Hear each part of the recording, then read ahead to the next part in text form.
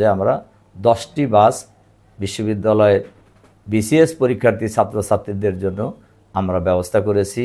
আমাদের পরিকল্পনা আছে সামনে মেধাবী ছাত্রছাত্রীদের বৃত্তি প্রদান করা, এরপরে ছাত্রছাত্রীরা যাতে ক্যাম্পাস এবং হলে যাওয়া আসার জন্য কারের ব্যবস্থা করা।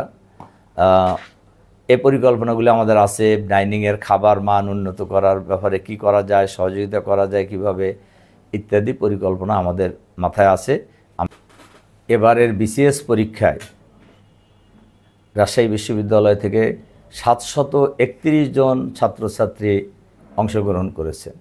উনি খবর পেয়েছি যে ছাত্রছাত্রীরা বেশ দুশ্চিন্তায় আছে যে টিকিট পাওয়া যাচ্ছে না, এরপরে স্বল্প সময়ের মধ্যে কীভাবে যাবে আসবে।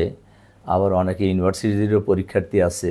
আমরা প্রথমে 6টি বাস অনুমোদন করেছিলাম, পরে দেখা গেল যে তাও সব ছাত্রছাত্রী কাভার হয় না।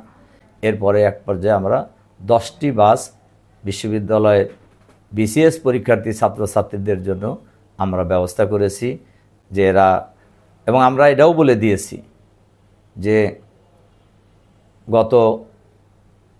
গতকালকে রাত 9টায় বিশ্ববিদ্যালয়ের জোহা চত্বর থেকে বাস রওনা করবে এবং আজকে শুক্রবার বিসিএস পরীক্ষা দিয়ে বিকাল 3টায় ঢাকা বিশ্ববিদ্যালয়ের শহীদ মিনার থেকে আবার সেই বাসগুলি আবার রাজশাহীর উদ্দেশ্যে রওনা করবে।